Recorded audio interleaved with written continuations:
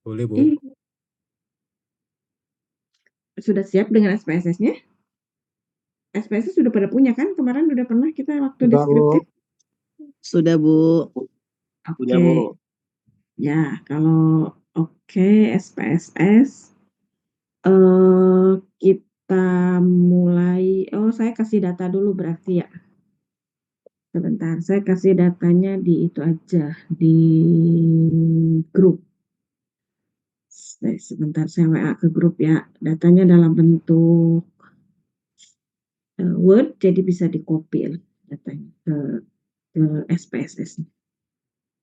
Sebentar. Ini grupnya apa ya?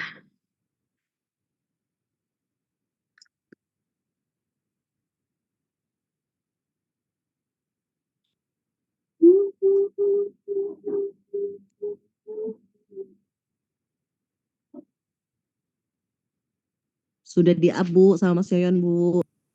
Siap, sebentar. Saya buka dulu WA di laptop.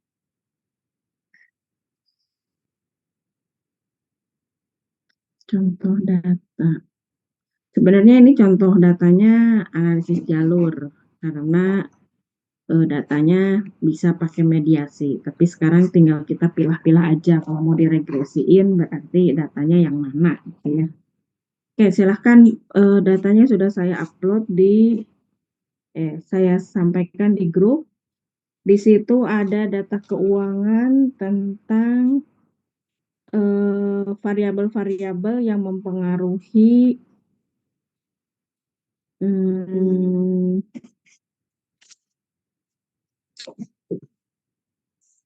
nilai perusahaan.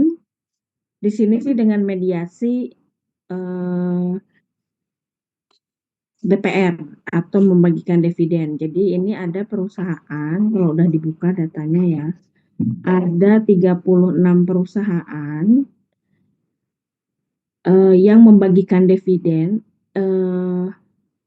Ada 36 dari 45 perusahaan LQ45. Jadi ini berarti penelitiannya terhadap perusahaan yang terdaftar di LQ45. Ada 36 perusahaan di perusahaan LQ45 yang membagikan dividen. Rasionya ada 4, ada ROA, ada CR, ada DER, dan ada harusnya AG ya, aset growth atau growth asset ya. Itu harusnya AG, bukan GA kali ya, balik ya. Growth asset. Jadi aset growth harusnya ya.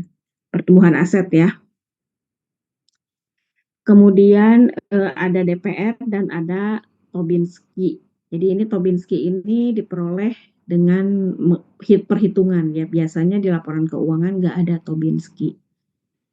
Jadi dia pakainya Tobinski, dihitung lagi Tobinskinya berapa atau nilai perusahaannya berapa untuk setiap perusahaan ini.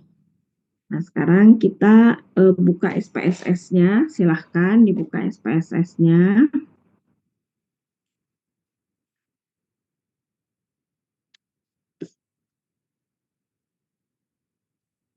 Kalau mau SPSS mulainya dari apa?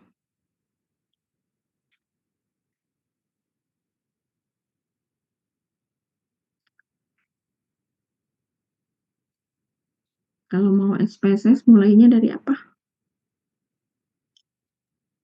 Variable view dan data view, Bu. Oke, variable view dulu. Variable view,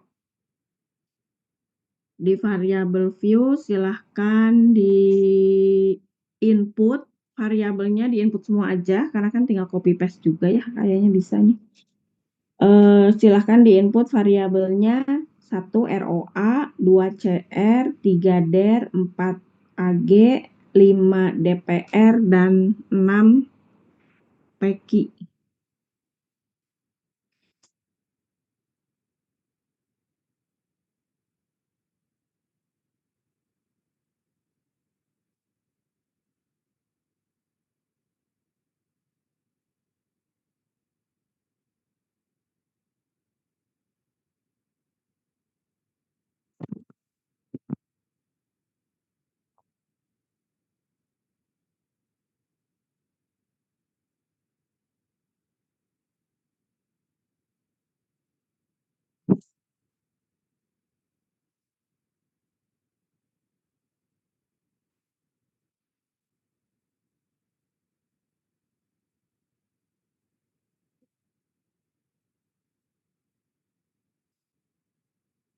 Nah, ini ya.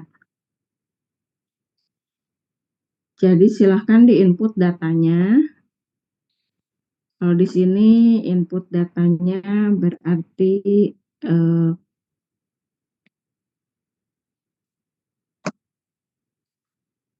yang ini ya. Di data view, di variable view itu di input berapa variabel tuh? Berapa variabel kita punya? 1, 2, 3, 4, 5, 6 variabel ya. Jadi di name itu bisa dituliskan ROA, CR, DER, AG, DPR, dan TEKI. Nah, di label silahkan dituliskan untuk ROA misalnya return on asset. Tapi kalau mau tetap ditulis ROA juga nggak apa-apa. Karena kan kita ngerti juga ROA itu adalah ya ROA, return on asset ya. Kalau mau di labelnya ditulis lebih lengkap, boleh ditulis ROA, di labelnya itu return on asset, current ratio, debt to equity ratio, asset growth, kemudian DPR itu dividend payout ratio, dan TEKI itu Tobin Ki. Kemudian di apa lagi ya? Langsung di skala pengukuran aja. Skala pengukurannya rasio. Yang lain-lainnya nggak apa-apa, dibiarin kosong aja. Dibiarin defaultnya aja. Sudah?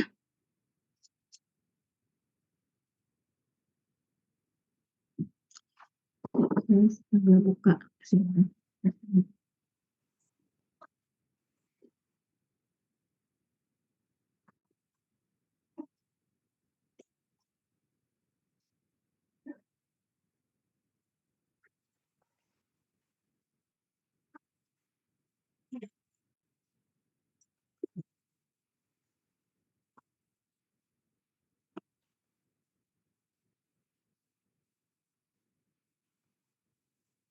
Sudah mendefinisikan variabelnya?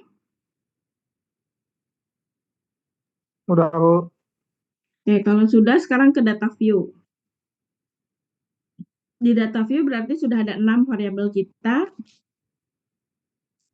yang berskala pengukuran kelihatan rasio ya, gambar penggaris ya. Nah, silahkan di copy paste data ROA, CR, DER, AG, DPR, dan Tobinski ini ke SPSS. Kalau misalnya karena ini bentuknya Word ya, kayaknya kalau memungkinkan dipindah ke Excel dulu ya boleh, tapi kalau bisa langsung di copy aja. Bisa nggak ini langsung di copy? Oh bisa nih kayaknya. Soalnya dia satu kolom.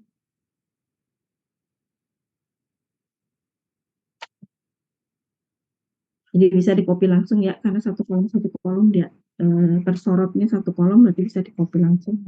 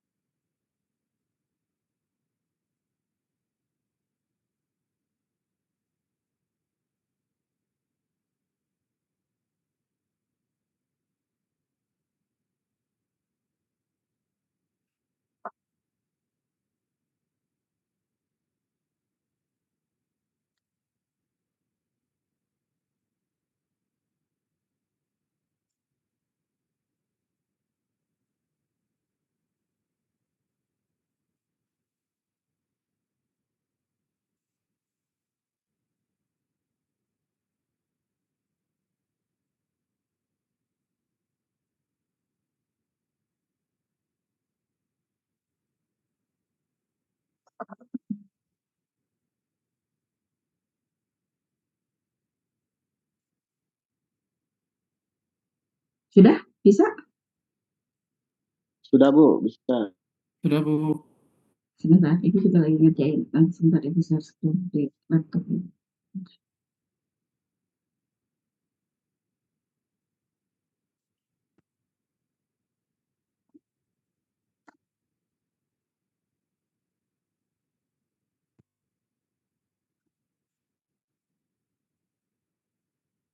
Kayaknya desimalnya ditambah deh, jangan 2.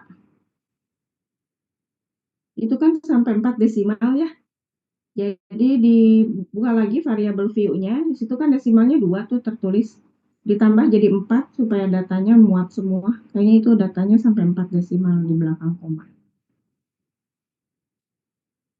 Jadi di desimal variabel view ditambahin 4 angka di belakang koma sehingga datanya jadi sama dengan data kita.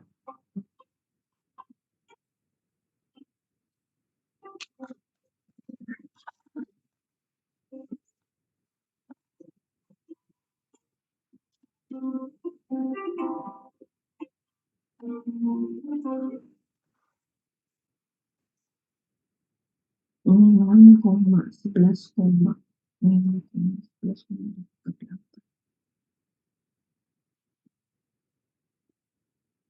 Ya, saya buat 4 angka semuanya aja rata ya.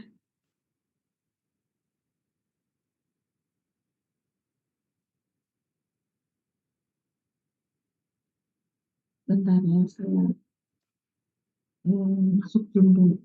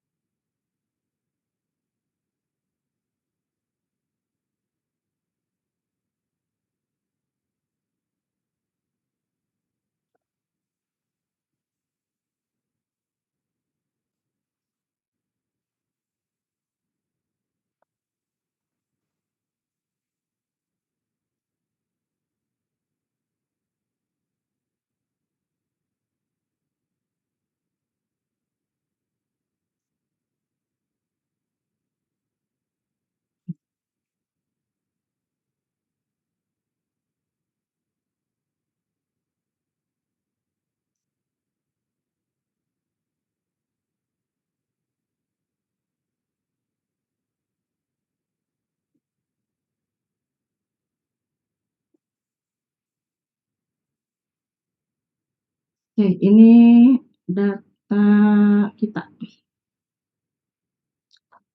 Sekarang langkah pertama kita adalah saya udah kelihatan belum share screen-nya? Belum, Bu. Belum, Ibu. Belum ya? Tapi di sini saya udah share screen.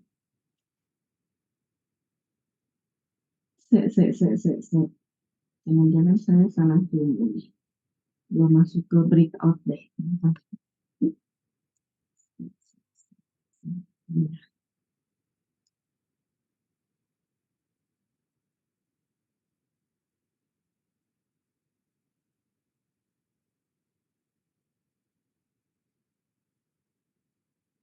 Saya belum masuk ke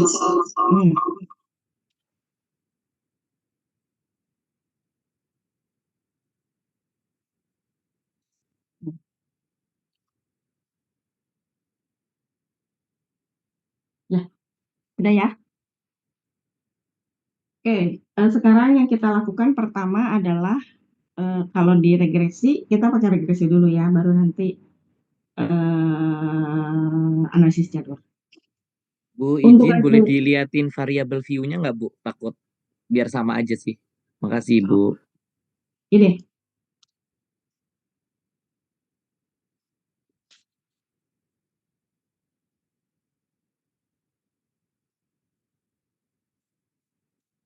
Sudah sama belum?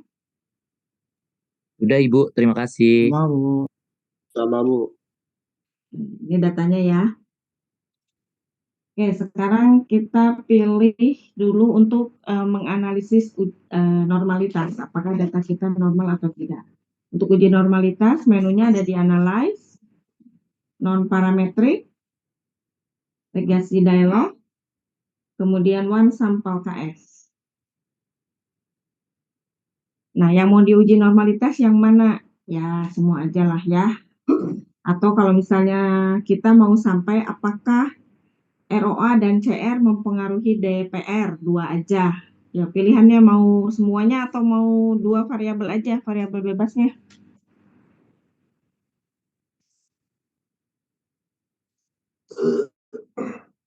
Kita mau pakai dua variabel bebas atau mau pakai semua 4 variabel bebas? Dua aja, Bu. Dua aja. Oke, apapun hasilnya ya. ROA katakanlah dengan CR atau dengan DER aja deh, ROA dan DER. Kemudian berpengaruh terhadap nilai perusahaan, jadi TEKI ya. Jadi judul kita pengaruh ROA dan DER terhadap nilai perusahaan. Oke? Kalau ini aja berarti kita hanya akan menguji normalitasnya ROA, DER, dan TEKI. Diokekan, hasilnya seperti ini. Datanya nggak normal ya. Ini 0,005, ini 0,000, ini 0,00. Jadi datanya tidak normal. Sebetulnya kalau datanya tidak normal, kita nggak bisa pakai regresi. Ya, jadi udahan dulu. Kita cari lagi datanya atau ganti variabelnya. Saya azan dulu sebentar ya.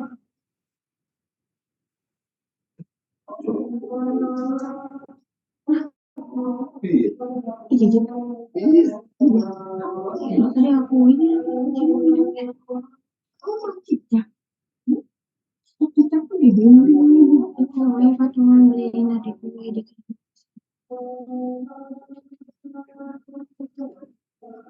kenapa mau dapat satu?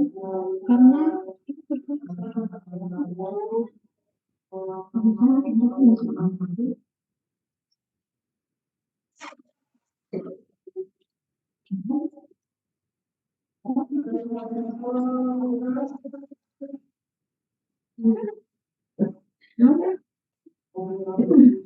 ada rebahan aja.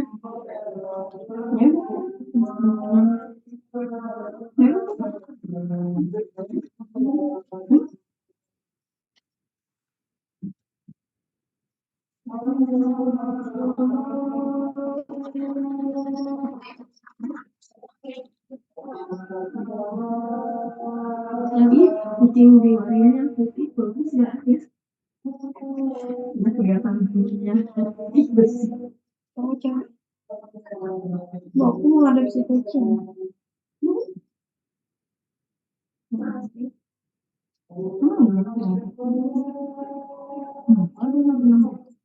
Buat aku bawa ke apartemen. Ini. Oh, tapi mau ikut aku ke apartemen. Takut dia bandar. Loncat di balkon. Untung. Ditutup balkon.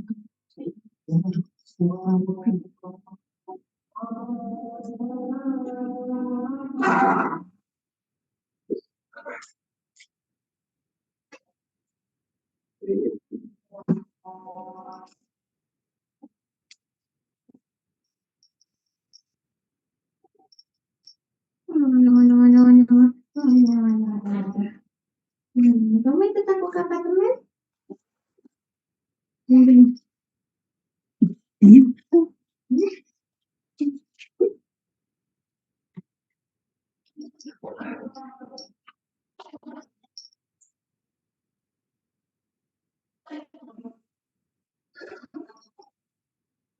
Lucu itu.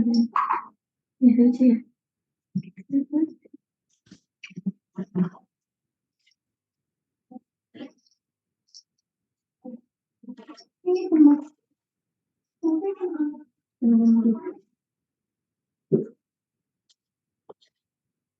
Ibu juga gendut. Terus dulu.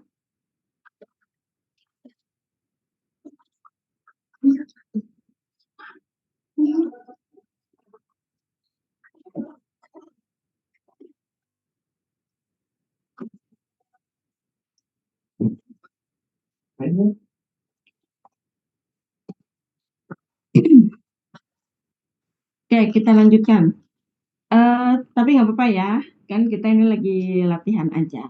Anggaplah datanya normal. Sekarang kalau ini sudah data yang diuji normalitasnya dan datanya normal, sekarang kita akan melakukan analisis regresinya, membuat persamaan regresi. Untuk persamaan regresi kita balik lagi ke nggak harus balik lagi ya. Pokoknya untuk memulai membuat persamaan regresi, menunya adalah di analyze, kemudian regression, kemudian linear, ya. Terus muncul kotak dialog seperti ini. Variabel dependen adalah variabel tak bebas. Jadi tadi kita memilihnya teki ya. Pindahkan teki ke variabel dependen. Kemudian untuk variabel bebasnya ada ROA, kita pindahkan ke independen, dan ada DER, kita pindahkan ke independen. Pengaruh ROA dan DER terhadap nilai perusahaan. Nah, kalau hanya membuat persamaan saja, kita bisa langsung praktekkan. Kecuali kita nanti mau melakukan uji asumsi klasik. Ada menu-menu tambahan yang kita butuhkan. Ya. Jadi sekarang kita okekan. Nah, hasilnya seperti ini. Sama? Sama, Bu. Oke. Nah, untuk persamaan saja yang kita lihat adalah ini, tabel koefisien. Jadi persamaan kita adalah ROA-nya 11,203 dan DER-nya minus 0,093. Artinya kalau ROA, setiap kenaikan ROA akan mengakibatkan kenaikan nilai perusahaan. Kalau DER artinya setiap kenaikan DER akan mengakibatkan penurunan nilai perusahaan. Ini variabel bebasnya, variabel tak bebasnya adalah T. Jadi dari sini kita punya persamaannya. A sama dengan, ini A-nya ya, B0 ya, konstanta. Y sama dengan 1,212 plus 11,203 ROA min 0,93 DER. Nah, untuk persamaan kita punya itu. Kemudian setelah ada persamaan, kita akan melakukan uji. Apakah persamaan kita itu betul atau tidak. Nah, kita lihat di sini. Di ANOVA. Di ANOVA itu ada nilai F-nya. Kemarin kita pakai F ya. Ada nilai F-nya. Nah, signifikansinya adalah 0,001. Artinya model kita benar. Karena dia signifikan di bawah 0,05. Jadi bahwa yang namanya teki itu dipengaruhi oleh ROA dan DER. Itu untuk modelnya. Nah, kalau sudah modelnya betul, baru kita akan lihat lagi uji. Nah, ini sebetulnya model kita sudah betul, kemudian kita bisa menerjemahkan ini R. R square itu adalah tingkat kekuatan model. Ya, jadi di sini tingkat kekuatan modelnya 0,36, artinya 36,4%. Jadi kenaikan atau penurunan si teki itu 36,4% itu karena kenaikan atau penurunan ROA dan DER. Jadi peranan si ROA dan DER terhadap kenaikan atau penurunan teki itu sebesar 36,4%. Jadi model kita benar dengan tingkat kekuatan model sebesar ini. Gitu ya. Nah, setelah itu kita lihat apakah setiap koefisiennya berpengaruh atau tidak. Kita lihat di koefisien lagi. Kita lihat di ROA, ini nilai T tabelnya 3,791, jauh lebih besar dibandingkan dengan 1,96, atau signifikansinya kurang dari 0,05. Berarti ROA ini signifikan, atau ROA ini kenaikan atau penurunannya itu memang mempengaruhi apa tadi? PEKI. Nah, sementara DER ini sebetulnya dia tidak signifikan. Tidak signifikan itu artinya kalau dia berdiri sendiri ya, DER aja, apakah DER saja mempengaruhi PEKI, nilai perusahaan? Ternyata kalau menurut hasil pengujian tidak. DER itu akan mempengaruhi nilai perusahaan ketika memang ada ROA juga, gitu. Ya, jadi secara secara diri sendiri gitu ya, secara parsial dia tidak mempengaruhi PEKI. Nah, tapi karena modelnya benar ya, berarti benar bahwa kenaikan atau penurunan PEKI itu karena kenaikan atau penurunan ROA dan DER. Jadi kalau kita mau lihat persamaan regresi, apakah ROA berpengaruh terhadap PEKI? Jawabannya iya. Nah, apakah DER berpengaruh terhadap PEKI? Jawabannya tidak. Artinya PEKI kalau berdiri sendiri dia tidak akan mempengaruhi, DER kalau berdiri sendiri dia tidak akan mempengaruhi PEKI. Tapi karena modelnya benar, kita bisa lanjutkan ke uji asumsi klasik. Ya, kalau modelnya nggak benar, baru kita harus mencari lagi model yang benarnya seperti apa. Nah, sekarang kita akan lanjutkan ke uji asumsi klasik. Jadi di uji asumsi klasik ini, balik lagi, kita ulang, balik lagi ke analyze, kemudian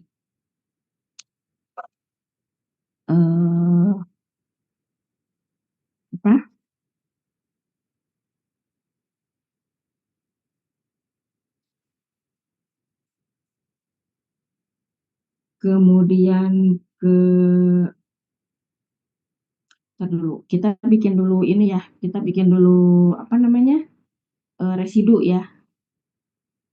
Kita bikin dulu residu untuk melihat apakah residunya berdistribusi normal atau tidak. Berarti kita akan bikin dulu residu. Jadi menunya ada di analyze, kemudian regresi linier yang tadi ya.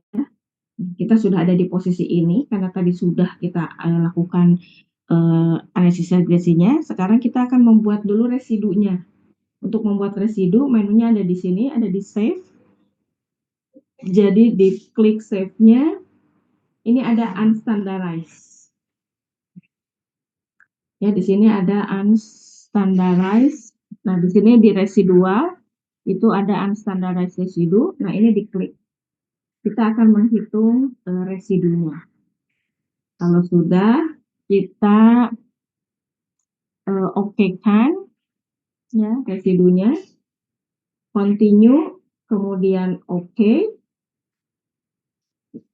Nah, di sini sudah ada perhitungan residu, dan kalau kita mau lihat residu kita itu bisa kita lihat di data kita. Jadi kita lihat ke data, di sini sudah muncul residu.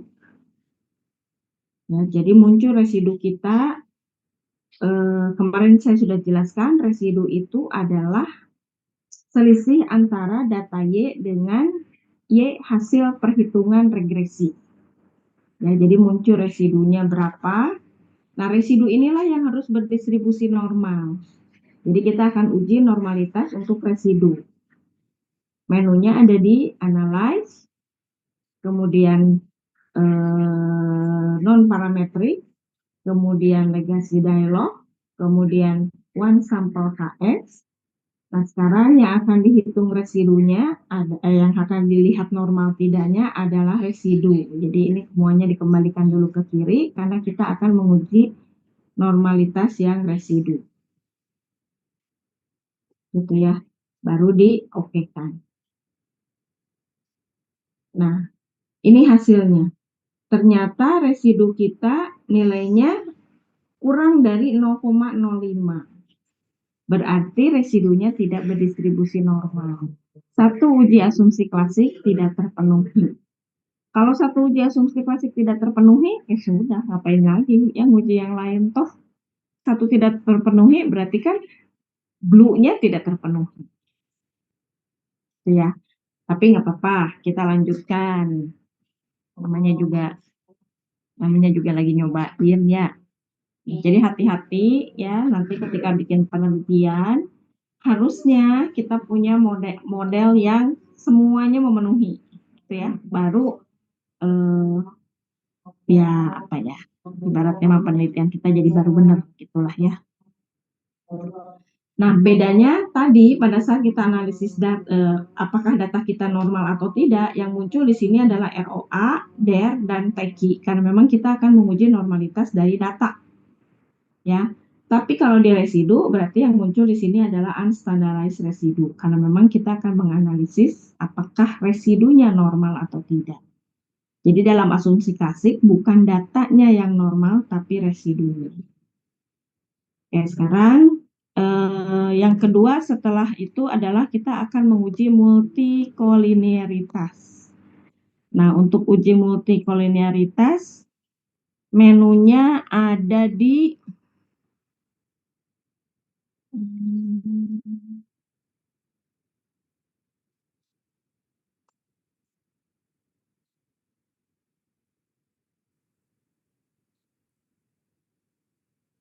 balik lagi tadi ya ke analisis, regresi, linear. Nah, sekarang menunya ada di statistik. Menunya ada di statistik. Kalau diklik statistiknya, di sini ada collinearity diagnostic. Jadi kita klik collinearity-nya. Kalau sudah, continue, kemudian OK. Ini hasilnya collinearity diagnostic. Nah, ini ada toleransinya dan ini ada fifth-nya. Dia tidak boleh nilai fifth-nya itu harus lebih besar dari 0,1 dan nilai toleransinya ini harus lebih besar dari 0,1 dan nilai fifth-nya harus lebih kecil dari 10. Jadi terpenuhi sih sebetulnya. Antara ROA dan DER tidak terjadi korelasi. Terpenuhi ya sebetulnya ini asumsi klasiknya. Oh iya, maaf saya terus aja narang. Tapi ngikutin kan? Ngikutin Bu. Ya Bu. Oke, yang ketiga adalah uji autokorelasi. Ya, uji autokorelasi sama balik lagi ke analyze, regression, kemudian linear. Ini masih menu seperti ini. Untuk uji autokorelasi ada di statistik juga. Ini di sini Durbin Watson. Nah, kita lakukannya kan tadi satu-satu nih, udah collinearity baru Durbin Watson. Kalau mau sekaligus sebenarnya bisa ya. Nah, karena saya satu-satu jadi collinearity-nya udah tadi, sekarang Durbin Watson-nya. Continue, kemudian OK. Nah, nilai Durbin Watson-nya ada di ini residunya saya terus-terusan aja ya bikin ya. Nih Durbin Watson-nya ada di sini. Ada di model summary Durbin Watson. 1,841. 1,841. Nah, ini harus kita bandingkan dengan nilai tabel Durbin Watson. Ya, DU-nya berapa, DL-nya berapa, kita buat seperti posisi-posisi kapan terjadi autokorelasi negatif, kapan terjadi autokorelasi positif, dan kapan tidak terjadi autokorelasi. Saya sih menduga kalau 1,8 harusnya tidak terjadi autokorelasi. Ya, harusnya masih di posisi tidak terjadi. Kita harus bandingkan dengan nilai tabel. Ya, kemarin kita tidak melihat nilai tabelnya. Coba ada sebentar. Tabel.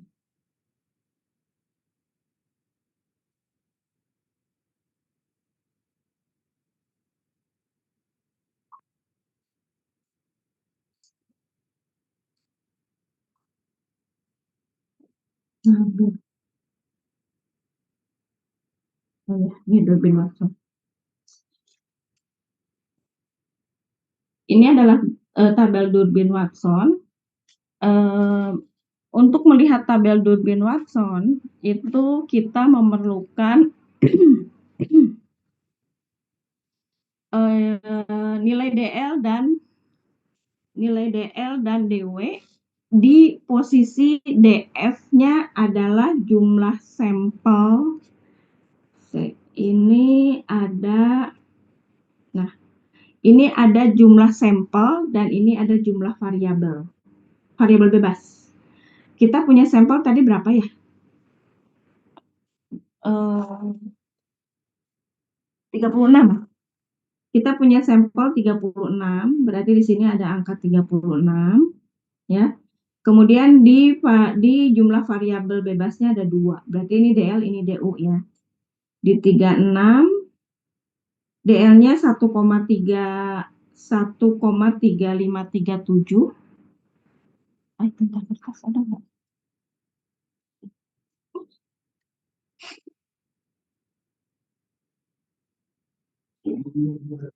DL-nya 1,dicatat ya, 1,3537 dan DU-nya 1,5872. 1,5872. Ya, ini DL dan DU. Nah, kita gambarkan DL dan DU-nya.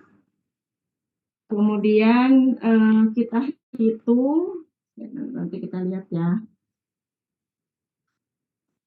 Ini tadi DL-nya 1,3537, DU-nya 1,5872. Nah, dari sini aja kan tengah-tengahnya angka 2 ya. Dari sini aja udah ketahuan bahwa 1,8 itu masih ada dalam tidak terjadi autokorelasi. Ya, jadi kalau melihat dari nilai tabel 1,8 itu masih lebih besar dari 1,5. Jadi yang terjadi autokorelasi, tidak terjadi autokorelasi itu antara 1,5872 nilai DU-nya sampai ya sampai angka 2 juga ya, boleh sampai angka 2 atau sampai angka 2,4-an lah kira-kira ya. Jadi tidak terjadi autokorelasi. Artinya syarat kedua terpenuhi, datanya tidak terjadi autokorelasi. Nah, kemudian yang berikutnya adalah heteroskedastisitas. Nah, untuk heteroskedastisitas kita butuh data residu yang diabsolutkan dulu, ya. Untuk mengabsolutkan data residu, kita punya menunya ada di transform, compute variable. Nah, kemudian di sini kita cari function yang statistik. Al aja deh. Functionnya di al. Nah, di al muncul nih menu-menu function di al. Kita nyari yang absolut. Absolut. Nggak ada.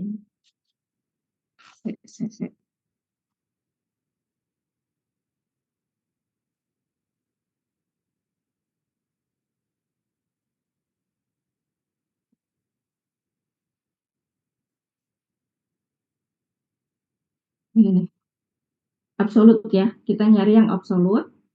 Nah, ini ada target variabel, ini ada numeric expression. Nah, absolut dari residu mau dikasih nama apa? Misalnya saya mau ngasih namanya absolut dari residu. Absolut ABS ya, dari residu.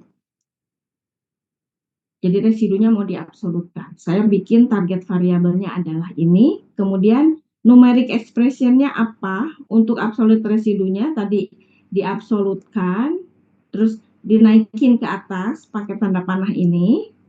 Nah, ditanya yang mau diabsolutkan yang mana? Ini. Tadi saya tidak menghapus unstandardized, jadi berkali-kali saya tekan menu itu, jadi ini keluar terus salah satu aja ya. Absolut residu yang ini yang akan kita absolutkan. Kalau udah dipilih, kita pakai tanda panah ke kanan, ke atas untuk memindahkan ke sini. Jadi kita akan mengabsolutkan nilai residu. Kalau sudah diokekan, nah ini absolut residu sudah dijalankan. Kalau kita lihat di data kita, di sini akan ada absolut residu. Ya, akan ada absolut residu. Ini nilai yang absolutnya, artinya yang tadinya negatif jadi positif. Ya, jadi cuman menegatif atau positifkan. Ini angkanya 2 angka di belakang koma, defaultnya kalau kita punya data di sini 5 angka di belakang koma, tinggal kita ganti aja di variabel view-nya jadi 5 angka di belakang koma.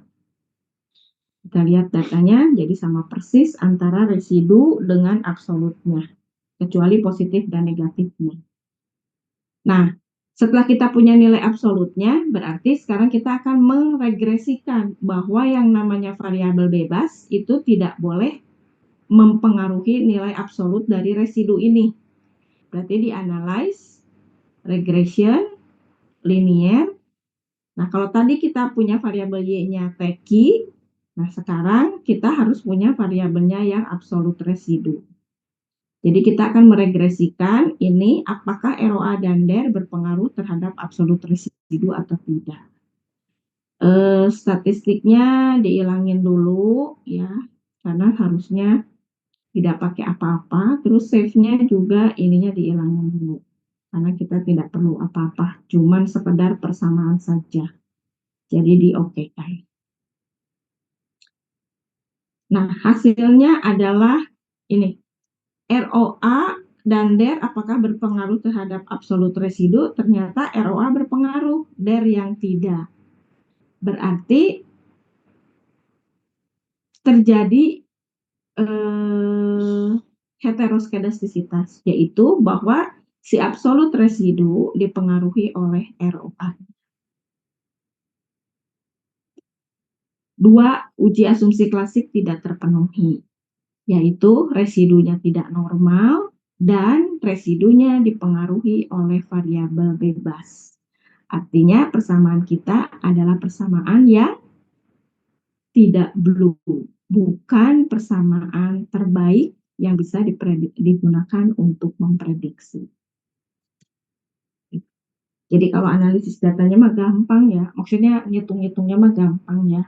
Cuman sekarang masalahnya adalah bagaimana kita bisa menemukan variabel yang bagus ya datanya untuk dianalisis. Tadi kan ternyata ROE ini samanya ya, ROA ini ada hetero ya, ROE tadi dari awal ROE udah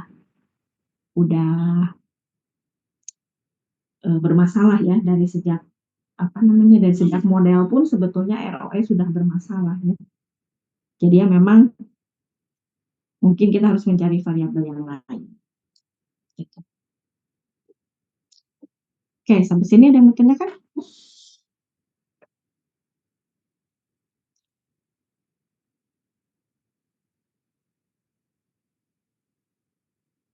Pada ngikutin kan? Bisa?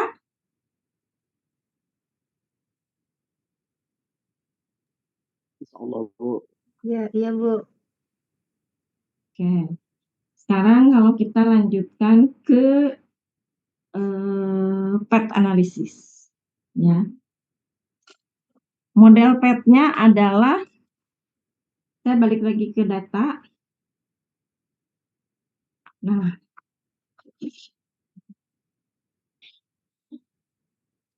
ini sebenarnya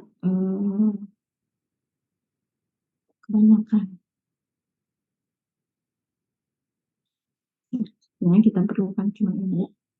Oke, saya balik lagi ke data. Kalau kita lihat data ini, berarti model PET kita, misalnya ya, kita mau punya model PET-nya atau mediasinya adalah tadi ROA dan apa tadi ROE? Sama DER ya. ROA dan DER gitu ya. Nah, berpengaruh terhadap nilai perusahaan, tetapi dimediasi oleh DPR. Jadi sekarang model kita adalah ROA dan ROE mempengaruhi DPR, kemudian nanti DPR akan mempengaruhi TEKI. Nah, jadi ada mediasinya, yaitu mediasinya adalah DPR. Nah, kalau mediasinya DPR, berarti kita punya dua struktur. Struktur yang pertama adalah ROA dan DER ke DPR. Struktur kedua adalah ROA, DER, dan DPR itu ke TEKI. Gitu ya. Jadi ada dua struktur.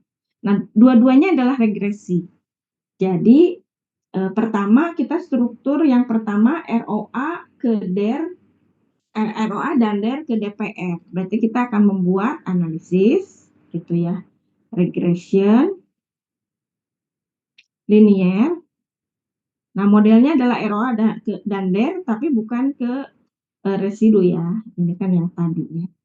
Jadi variabel mediasi dulu, DPR kan, DPR. Nah, kita lihat DPR, ROA dan DER, ROA dan DER ke DPR. 110 ke rekening Kiki sih, tapi ibu nggak punya rekeningnya. Rekening Kiki ada. Dia kirim aja. Itu personal saya ya. Nah, ini hasilnya. Kita langsung ke koefisien aja. Oh, ini mah sudah tidak ada pengaruhnya dua-duanya ya. ROA dan DER ke DPR ternyata ini tidak signifikan, ini tidak signifikan. Nah, ini bisa dijadiin signifikan sih kalau kita berubah alfanya jangan di 5%, tapi di 10%. Oke, katakanlah kita di 10% tingkat kesalahannya. Jadi ROA masih ada. Artinya kalau lihat dari sini, garis yang ada adalah dari ROA ke DPR, sedangkan dari DER ke DPR enggak ada. Ya, jadi kita punya garis hanya ROA apa? Kenapa? Ya udah matiin. Ditutup aja itu nggak ditutup. ROA ke DPR. Ya, yang ada hanya garis ROA ke DPR. Dari DER ke DPR-nya enggak ada. Nah, besar koefisiennya adalah pakainya beta. Kenapa pakai beta? Karena kita pakai kalau analisis jalur pakainya beta, tapi kalau regresi pakainya B. Ya, di jalur itu beta ini sama dengan nilai R, korelasi. Ya, nilai korelasi. Oke, sekarang ini struktur 1 nih. Nah, struktur 2-nya adalah tadi ROA, DPR, ROA, DER, dan DPR. Jadi sekarang kita bikin lagi analyze, regresi. Oh, sorry. Ini kan tadi model pertama hanya ROA saja ya. Berarti kan DER-nya dihilangkan. Nah, kita harus lakukan trimming. Trimming itu ya kita membuat model yang baru di mana regresi kita itu memang hanya dipengaruhi oleh ROA. Jadi DER-nya dikeluarin. Hanya ROA saja yang mempengaruhi DPR.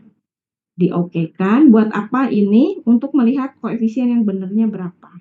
Nah, ternyata koefisien ROA ke DPR-nya itu 0,3. Kalau tadi kan waktu ada 2 nih, 0,336 ROA koefisiennya terhadap DPR.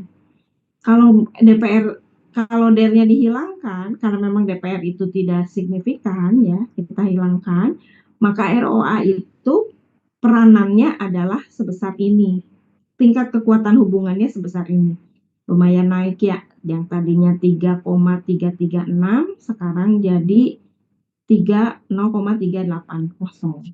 Berarti koefisiennya adalah 0,380. Nah, sekarang baru kita ke model kedua. Analyze, regression, linear. Model yang kedua adalah ROA, kemudian DER, dan DPR. Itu akan berpengaruh terhadap nilai perusahaan. Ya, kalau sudah diokekan, kita lihat hasilnya. Secara model yang berpengaruh hanya ROA. Oh, ini juga ya, karena kita pakai 10% ya. Berarti garis yang ada adalah ROA dan DPR ke TEKI. Jadi kalau saya gambarkan, nanti kita gambarkan ya. ROA ada ke TEKI dan DPR juga ada ke TEKI. Jadi cuma ROA dan DPR. Nah, karena cuma ROA dan DPR, sekarang kita akan melihat koefisiennya. Jadi kita gunakan lagi analisis, regresi, linear, ya. Di mana tadi DER-nya nggak ada, ya. Hanya ROA dan DPR yang mempengaruhi TEKI. Diokekan. Ya, ini masih signifikan ya, karena kita tadi pakainya 10%. Koefisiennya ini. 0,480, 0,480, dan ini 287.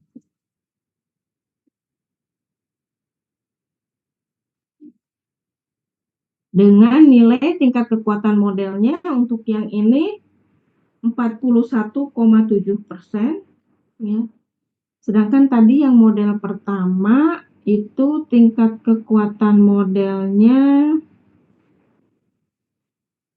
yang pertama ini koefisien, nah 14,4%, 14,4%,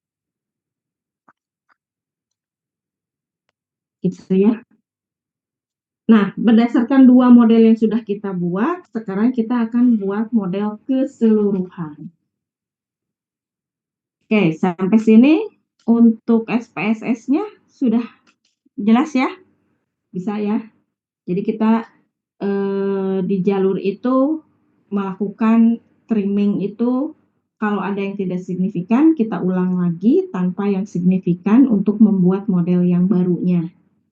Ya, baik pada struktur 1 maupun pada struktur 2.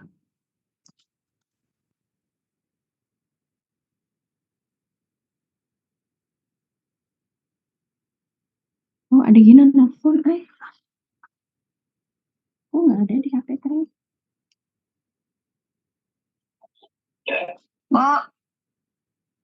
Ibu lagi ngajar. Bentar, ini yang buat aplikasi yang yang mana itu? Maksimal tanggal berapa? Semuanya di bulan Agustus. Iya. Enggak, iya di minggu terakhir Agustus aja, Dek. Ya, sudah. Ya.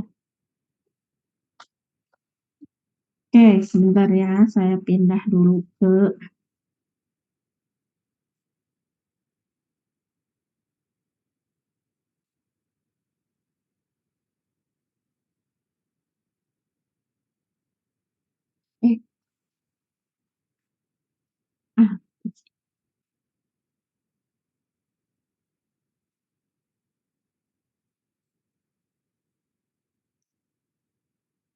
Oke, sekarang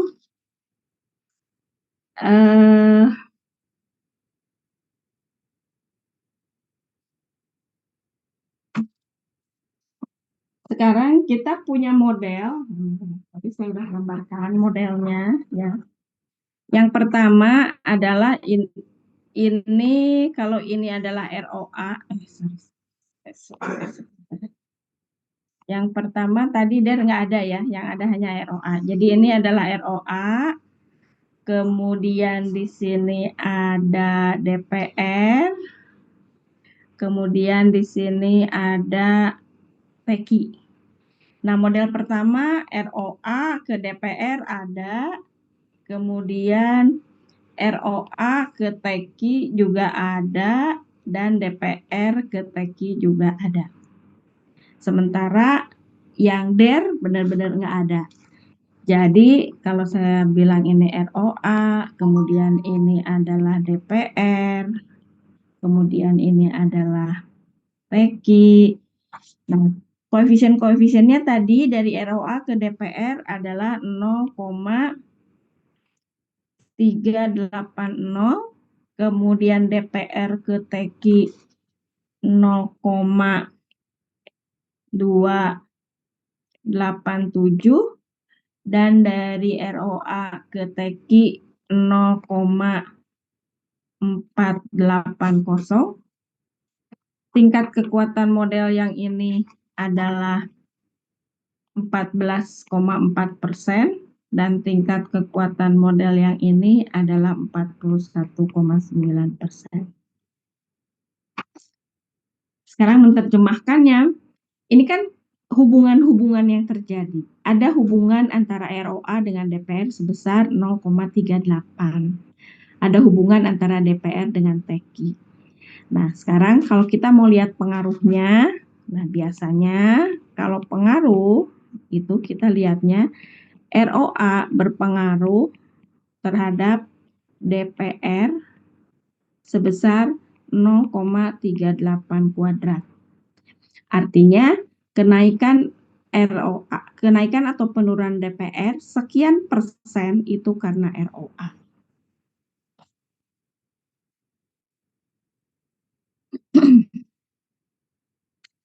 Nol koma 0,38 kuadrat. Hasilnya 14,4. Ini 14,44%. Jadi kenaikan atau penurunan DPR disebabkan oleh ROA atau kontribusi ROA terhadap kenaikan atau penurunan DPR itu sebesar 14%. Kemudian kontribusi ROA terhadap TEKI itu adalah 0,48 dikuadratkan. 0,48 dikuadratkan. 23,04%. Kemudian ada DPR, peranannya terhadap TEKI sebesar 0,287 dikuadratkan 0,0 berapa? Ini berapa? 0,287 dikuadratkan, hasilnya adalah 0,08%. Nah, ROA terhadap TEKI, DPR terhadap TEKI ya. Oke. Nah, sekarang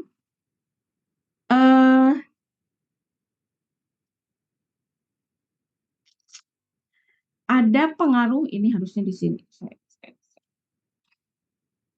Urutannya nih. Urutannya ROA terhadap TEKI ya, ROA terhadap TEKI. Nah, ada lagi ROA terhadap TEKI ya. ROA terhadap TEKI tapi melalui DPR kemudian TEKI. itu adalah ROA ke DPR tadi 0,380, terus DPR ke TEKI 0,287. Nah, ini dikali karena dan ROA ke DPR dan DPR ke TEKI.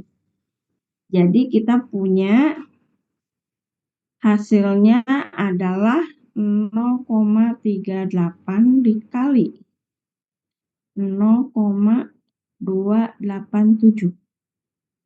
Hasilnya adalah 10,91.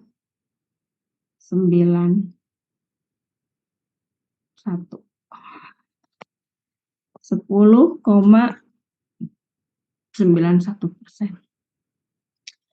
Nah, berarti sebenarnya pengaruh ROA ke TEKI itu ada dua. Satu yang langsung dan satu yang melalui DPR. Jadi ada pengaruh totalnya sebesar 33,95%.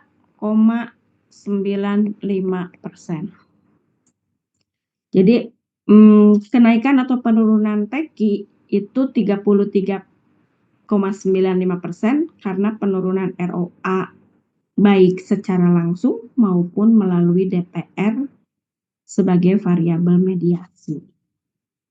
Nah, karena DPR ini menjadi mediasi, kita lihat DPR itu ada dua mediasinya. Mediasi itu ada dua, ada full mediasi dan ada parsial mediasi.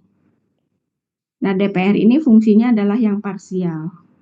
Kenapa? Karena kalau tidak ada DPR, ROA tetap akan mempengaruhi TEKI. Tapi DPR itu menjadi full mediasi kalau tanpa DPR, ROA tidak mempengaruhi TEKI. Jadi kalau ini tidak ada garisnya nih, maka dia jadinya full mediasi. Karena tanpa ada DPR, ROA tidak akan berpengaruh terhadap TEKI. Artinya si DPR itu full memediasi. Tapi kalau ada pengaruh langsungnya, berarti kita bilang bahwa ROA itu mempengaruhi TEKI-nya, DPR itu memediasi sebagian. Karena kalau DPR-nya nggak ada, ROA masih berpengaruh terhadap TEKI. Nah, ini hitung-hitungan dari analisis jalur. Nah, yang terakhir ada perhitungan tingkat kekuatan modelnya menggunakan Q kuadrat, goodness of fit.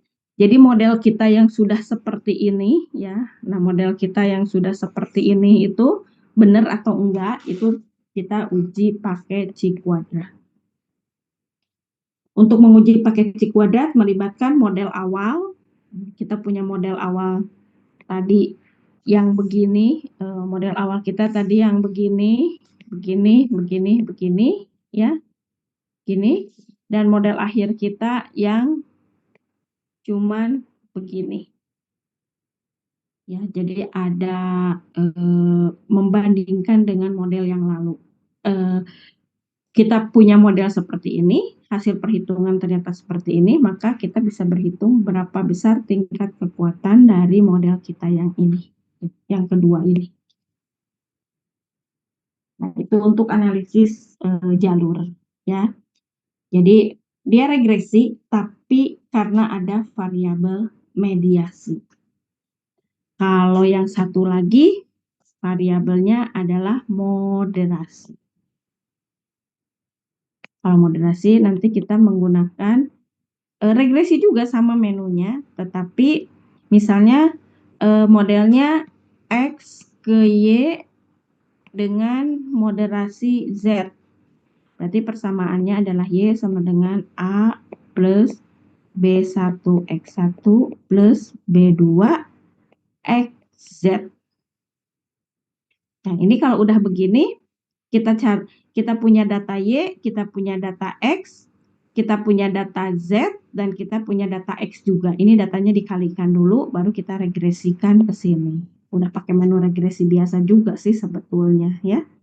Cuman variabel ininya nih, moderasinya itu kita harus cari dulu bahwa moderasi itu hasil perkalian dengan X. Nah, itu apa namanya,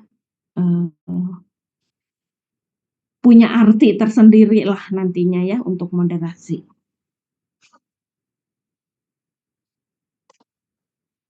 Oke, sampai sini ada yang mau ditanyakan? Berarti sekarang baru ada tugas lagi ya. Tugasnya adalah silahkan data sekunder dianalisis, regresi, dan PET.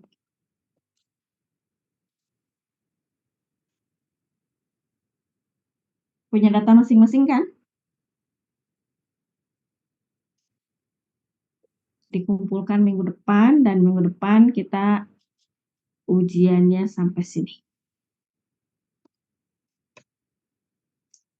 Oke, ada yang mau tanyakan?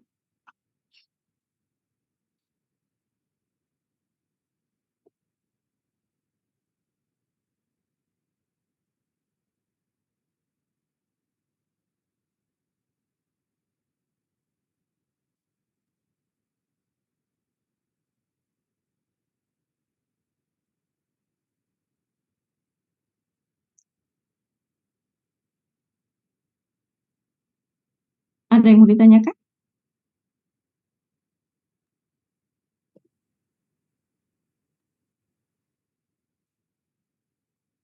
Enggak lah, nggak pakai software. Kalaupun ada ya saya, iya nggak, harusnya offline.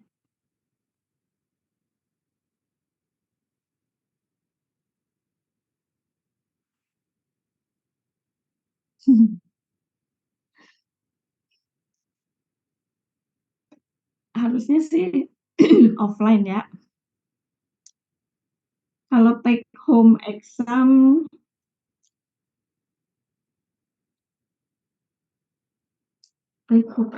ya.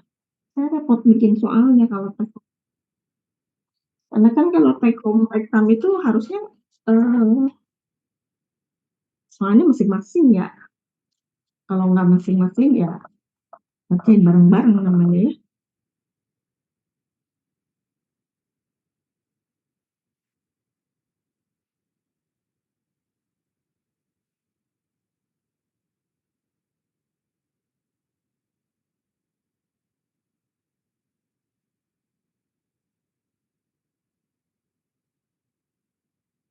Enggak lah, ujiannya ujian biasa aja.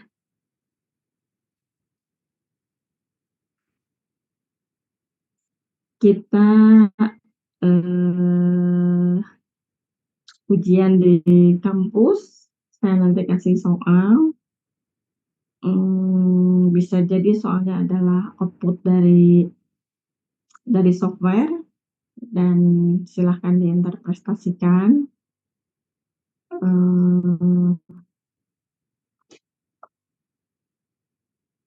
Ya, itu. Jadi mungkin output dari software silahkan diinterpretasikan.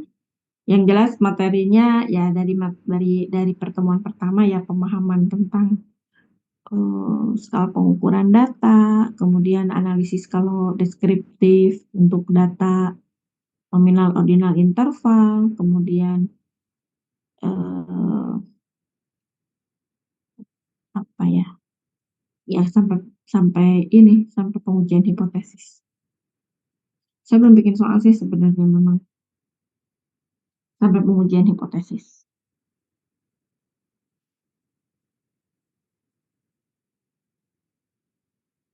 Tapi nggak ngitung-ngitung lah, nggak ngitung-ngitung, tapi itu menginterpretasikan hasil software aja dengan pemahaman teorinya lah ya, kegunaan kita tuh ini tuh buat apa gitu ya kan, harus tahu juga ini tuh buat apa, kemudian diinterpretasikan hasil perhitungan hasil software.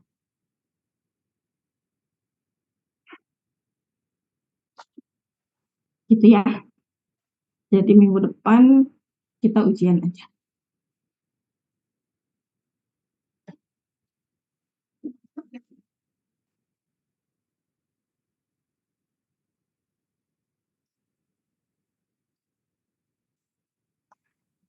Izin Bu, untuk ujiannya bawa laptop atau tulis tangan atau pilihan ganda, bagaimana Bu? Terima kasih. Esai biasa aja, esai. nggak perlu pakai laptop kalau menurut saya, karena kita tidak akan praktek softwarenya ya, kecuali kalau praktek softwarenya mungkin harus bawa laptop. Pertanyaan biasa saja yang harus dijawab. Baik Bu, terima kasih. Karena saya sudah kalau dalam bentuk kasus-kasus itu kan saya sudah ditugas. Tugasnya kan udah bentuknya kasus ya. Silahkan cari data untuk sebuah permasalahan kan hitungannya. Misalnya dari data tentang tadi ROA, DER, DPR, nilai perusahaan, itu kan sudah sebuah kasus ya. Kita mempelajari satu subsektor, kemudian dari subsektor itu kita akan lakukan analisisnya apa yang dibutuhkan. Oh, kita maunya, kan sekarang materinya baru regresi dan PET, berarti dari subsektor itu kita akan melihat pengaruh variabel terhadap variabel yang lain, baik secara langsung regresi atau ada tidak langsungnya dengan PET. Kan itu udah kasus juga ya. Selama saya memberikan tugas itu kan udah kasus. Nah, kalau di ujian seperti itu lagi, berarti kan saya mintanya nanti ya bikin bikin analisis dari awal data mentah gitu ya, sampai akhirnya bisa anggaplah sampai membuat kesimpulan apakah misalnya DER dan ROA berpengaruh terhadap harga saham atau tidak, kan panjang gitu ceritanya. Kalaupun misalnya ya udah karena itu kasus di take home aja, berarti saya harus ngasih soalnya satu orang satu karena kasusnya harus berbeda. Kalau kasusnya sama, ya satu aja yang ngerjain kalau gitu kan. Nah kalau beda-beda, ya itu kan tugas, udah beda-beda tuh di tugas. Jadi saya berpikir kasusnya sudah kita bahas sepanjang kita melakukan tugas, dan memang proporsi nilai tugas itu 40%, lebih besar daripada nilai ujian. Ujian ini cuma 30%. Jadi analisis studi kasusnya sudah melalui tugas. Di tugas ini kasus lah hitungannya ya. Dari sejak ngambil datanya dianalisis deskriptif, membuat kesimpulan deskriptif, kemudian dilakukan pengujian hipotesis untuk pengujian asosiatif, melihat pengaruh variabel terhadap variabel yang lain, sampai kita bisa membuat kesimpulannya gitu. Itu kan sebuah kasus ya, dan itu sudah ditugas. Jadi kalau di ujian, saya pengen tahu aja pemahamannya, kalau ada output seperti ini, pemahamannya apa sih? Menginterpretasikan sebuah output itu seperti apa. Ya kalau sudah membuat tugas, kemudian tugasnya sudah dibuat dengan benar, kan seharusnya ketika ditanya di ujian, apa ini arti angka ini? Ya harusnya sudah paham juga apa arti angka itu. Kan saya jadi di ujian ini saya mau mengukur pemahaman terhadap interpretasi sebuah hasil analisis data.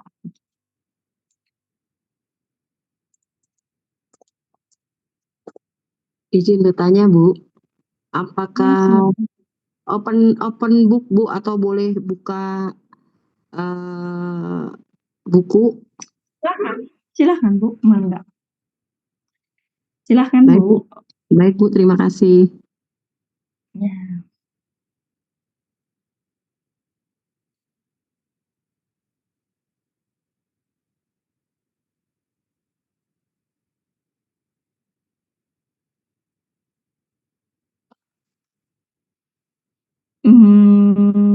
Ya,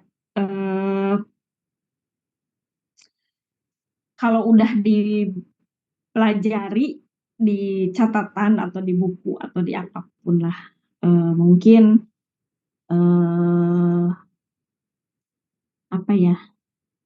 ya namanya juga pernah baca gitu ya, kayaknya oh ini tuh artinya apa tuh pernah baca lah gitu ya.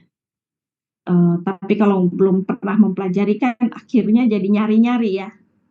Nah, kalau open book terus bukunya nggak pernah dibaca dulu sebelumnya pada saat ujian kan akan habis waktu untuk nyari-nyari.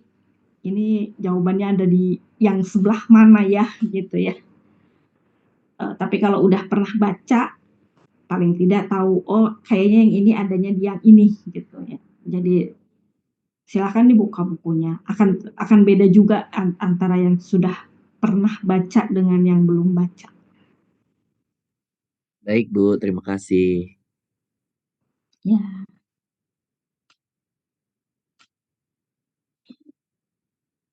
Tapi tidak buka laptop ya. Harusnya tidak buka laptop, terus harusnya yang namanya ujian tidak buka HP juga ya.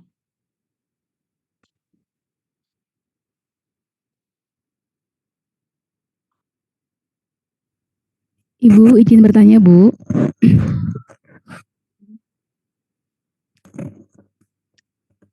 Ibu? Ya, silahkan Bu. Iya, maaf, Bu. Ya. Tugas yang barusan itu dikumpulkannya kapan, Bu? Sebelum UTS, jadi hari Senin. Hari Senin ya. Ibu sebelumnya mungkin kami kan ada tim ya, Bu ya. Satu tim tuh sepasang, satu primer, satu sekunder. Jadi kebanyakan mungkin yang mengumpulkan data sekunder hanya satu dari tim tersebut. Itu nanti gimana, Bu, untuk tugasnya? Kan memang tim ya. Jadi kalau tim itu yang ngumpulin berdua-berdua kan? Iya, betul. Iya, berarti kan ya ditulis aja. Misalnya saya barengnya sama siapa, berarti kan di tugasnya ditulis 2 nama kan? Oh, oke, baik Bu, baik. Kemudian kan kemarin itu datanya itu dibuat 3 tahun ya Bu, 2023 sampai 2024. Nanti kita buatnya 1 tahun aja atau gimana Bu? Iya, ini kan data cross section masih ya, jadi 1 tahun aja. Nanti yang 3 tahun itu akan pakainya di analisis data panel. Baik Bu, terima kasih. Jadi kemarin kita ngumpulin data itu buat sampai data panel, saya lupa. Kalau ternyata data panelnya kan nanti beda lagi ya yang ngajarnya ya.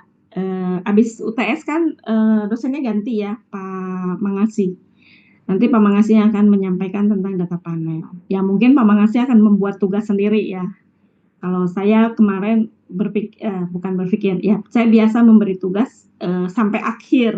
Jadi nanti data itu tadi kalau regresi berarti kita hanya punya satu variabel tak bebas. Kalau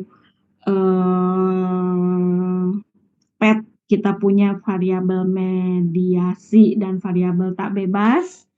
Kalau panel kita punya data di beberapa tahun, 2 atau 3 tahun. Jadi saya kasih tugasnya dari awal sudah semua.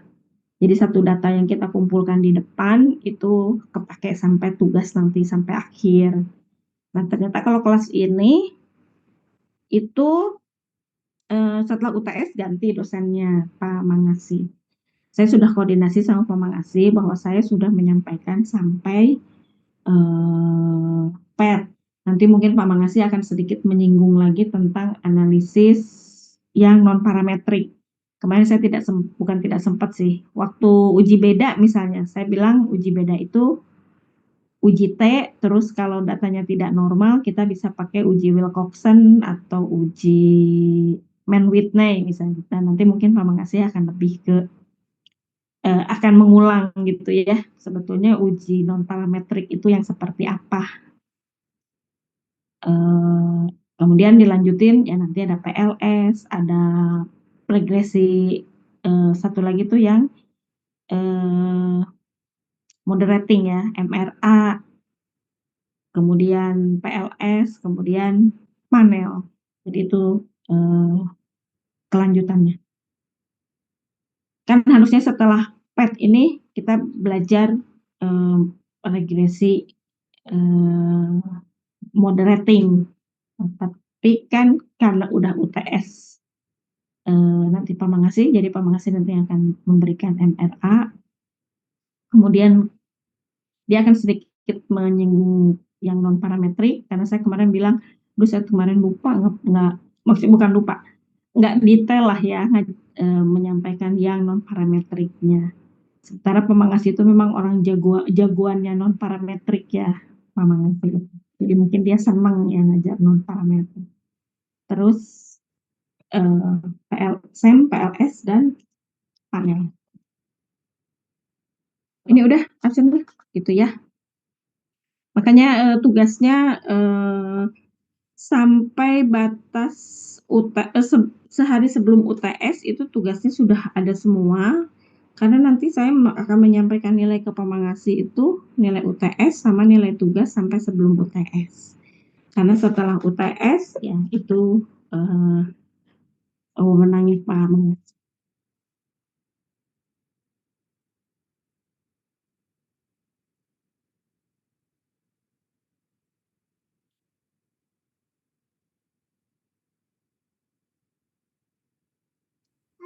Yang nggak ada kok ini. Ibu Dinar, Ibu Dinar. Ada, Bu. Pak Haris,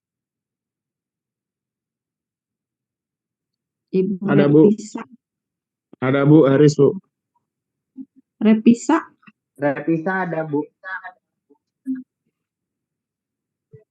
Agustiningsih, Ada Bu. Dian, Hadir Bu. Munawar, Hadir Bu. Kami mohon diperiksa kembali para pelanggan dan sebelum turun dari kereta dan sama dengan tiket. Argo, Hadir Bu.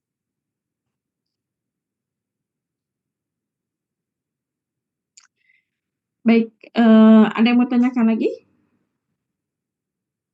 Ya mudah-mudahan ini berarti materi terakhir saya ya di semester ini. Nah mudah-mudahan semester depan saya bisa ketemu dengan beberapa yang di keuangan untuk membuat tesis bareng-bareng. Kalau memungkinkan apa ya topik yang akan dibuatnya apa itu bisa didiskusikan terlebih dahulu.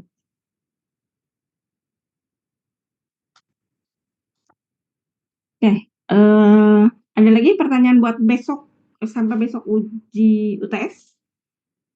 Sudah jelas ya untuk UTS-nya nanti ya. Insya Allah saya baru mau bikin